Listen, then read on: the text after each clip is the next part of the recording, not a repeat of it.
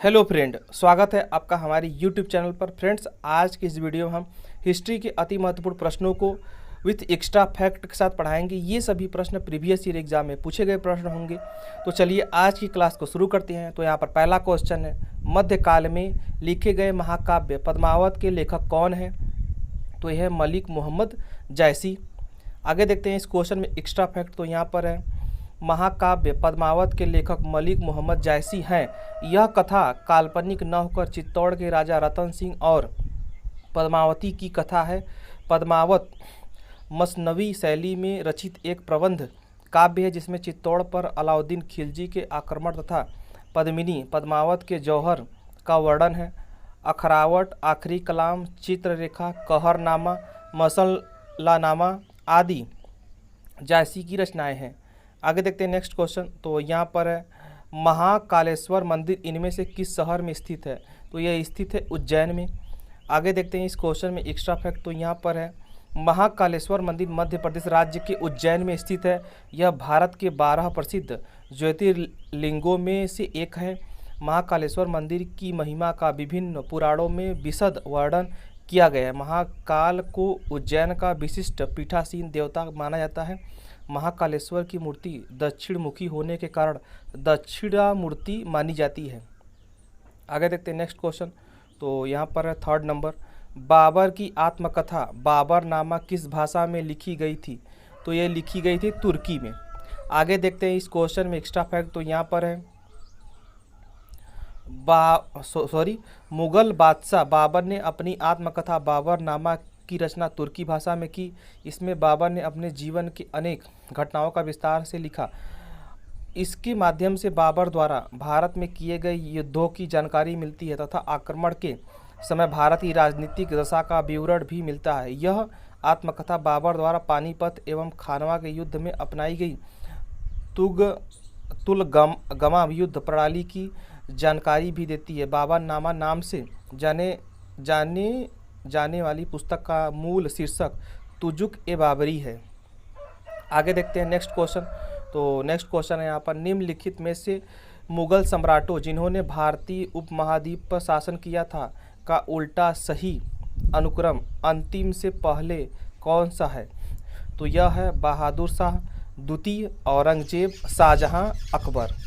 आगे देखते हैं इस क्वेश्चन में एक्स्ट्रा फैक्ट। तो यहाँ पर है, मुगल सम्राट जिन्होंने भारतीय उपमहाद्वीप पर शासन किया था का उल्टा क्रम इस प्रकार होगा: बहादुर शाह सेकंड जफर 1837 से 1857 ईस्वी, औरंगजेब 1658 से 1707 ईस्वी, शाहजहां 1627 से 1658 ईस्वी, अकबर 1556 से 1605 ईस्वी है। आगे देखते हैं नेक्स्ट क्वेश्चन। तो यहाँ पर है, निम्नलिखित में विकल्पों में से उस विकल्प का चयन करें जो मुगल सम्राटों के काल क्रम को सही क्रम में दर्शाता है। तो यह है अकबर, जहांगीर, शाहजहां और औरंगजेब। आगे देखते हैं इस क्वेश्चन में एक्स्ट्रा फैक्ट। तो यहाँ पर है, भारत में मुगल साम्राज्य के प्रमुख सम्राटों का कालक्रम निम्नवत है: हुमायूं 1530 ईस्वी से 1540, पुनः 1555 से 1556 ईस्वी तक, अकबर 1556 ईस्वी से 1605 ईस्वी तक, जहांगीर 1605 ईस्वी से 1627 ईस्वी तक, शाहजहां 1627 ईस्वी से 1658 ईस्वी तक, औरंगजेब 1658 ईस्वी से 1707 ईस्वी तक। इस प्रकार से मुगल सम्राटों के कालक्रमों का सही क्रम अकबर, जहांगीर, शाहजहां, औरंगजेब होगा। मुगल वंश की स्थापना बाबर ने 1526 से 1530 की थी। आगे देखते हैं नेक्स्ट क्वेश्चन। तो यहाँ पर निम्नलिखित दिल्ली सल्तनत का सही क्रम क्या है? तो यह है गुलाम, खिलजी, तुगलक और लोदी, ये सही क्रम होगा। तो आगे देखते हैं इस क्वेश्चन में एक्स्ट्रा फैक्ट। तो यहाँ पर है, 1206 ईस्वी से 1526 ईस्वी के बीच की अवधि को दिल्ली सल्तनत की अवधि के रूप में जाना जाता है। दिल्ली सल्तनत में मुख्यतः 5 राजवंश शामिल है जो निम्नवत हैं: मामलुक वंश या गुलाम वंश 1206 ईस्वी से 1290 ईस्वी, खिलजी वंश 1290 ईस्वी से 1320 ईस्वी, तुगलक वंश 1320 ईस्वी से 1414 ईस्वी, सैयद वंश 1414 ईस्वी से 1450 ईस्वी। लोदी वंश 1451 ईस्वी से 1526 ईस्वी तक। आगे देखते हैं नेक्स्ट क्वेश्चन। तो यहाँ पर है, एक प्रसिद्ध यात्री इब्न बतूता का मूल निवासी था, तो ये था मोरक्को का निवासी था।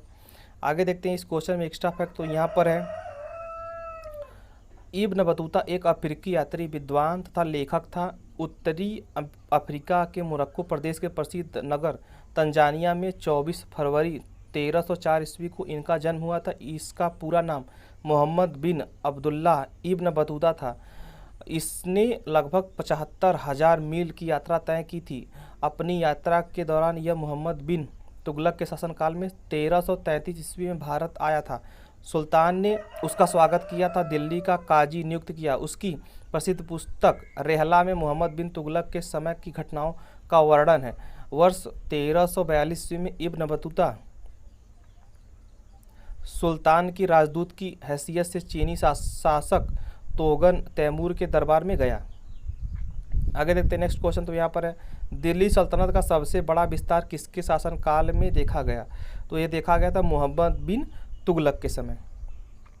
आगे देखते हैं इस क्वेश्चन में एक्स्ट्रा फैक्ट। तो यहाँ पर है, इतिहासकारों के मत से 1206 से 1526 ईस्वी तक भारत पर शासन करने वाले 5 वंश के सुल्तानों के शासनकाल को दिल्ली सल्तनत कहा जाता है। ये वंश थे गुलाम वंश 1206 से 1290, खिलजी वंश 1290 से 1320, तुगलक वंश 1320 से 1414, सैयद वंश 1414 से 1450 तथा लोदी वंश 1451 से 1526।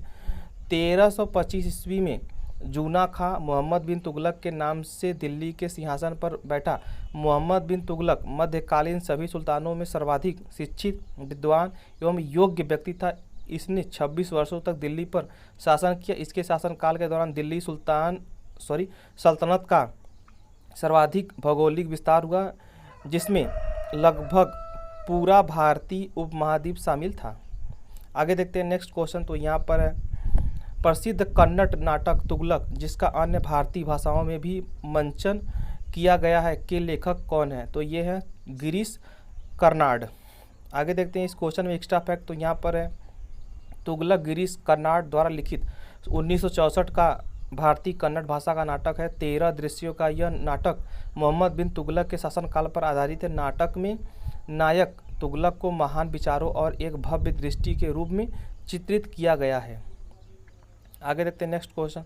तो यहाँ पर है, भारतीय इस्लामी शिल्पकला जो कुतुब मीनार एवं अलाई दरवाज़ा जैसे स्मारकों में दृष्टिगोचर है, भारत के किस युग से संबंधित है? तो यह संबंधित है दिल्ली सल्तनत से। आगे देखते हैं एक्स्ट्रा फैक्ट। तो यहाँ पर है, दिल्ली सल्तनत 1206 से 1526 ईस्वी के प्रमुख भारतीय इस्लामी स्थापत्य कला। यहाँ पर इमारत है, शासक और स्थान। 2.5 दिन का झोपड़ा, कुतुबुद्दीन ऐबक अजमेर, कुतुब मीनार कुतुबुद्दीन ऐबक एवं इल्तुतमिश दिल्ली में है। आगे देखते हैं। तो यहाँ पर है, अलाई दरवाज़ा अलाउद्दीन खिलजी दिल्ली, सीरी का किला 1000 स्तंभों वाला महल अलाउद्दीन खिलजी दिल्ली, शेख निजामुद्दीन औलिया का दरगाह मोहम्मद तुगलक दिल्ली, सिकंदर लोदी का मकबरा इब्राहिम लोदी दिल्ली में है। आगे देखते हैं नेक्स्ट क्वेश्चन है यहाँ पर, किस सम्राट ने अपनी राजधानी दिल्ली से दौलताबाद स्थानांतरित की थी?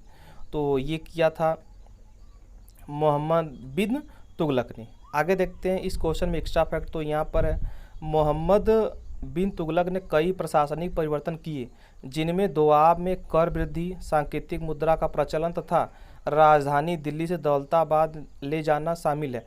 1351 ईस्वी में उसकी मृत्यु पर इतिहासकार बदायूनी ने लिखा कि सुल्तान को उसकी प्रजा से और प्रजा को सुल्तान से मुक्ति मिल गई। तो आज की वीडियो में इतने ही प्रश्न थे। आई होप कि आपको वीडियो पसंद आया होगा। वीडियो पसंद आए तो वीडियो को लाइक करें, हमारे चैनल को सब्सक्राइब करें और वीडियो को शेयर जरूर करें। Thanks for watching video.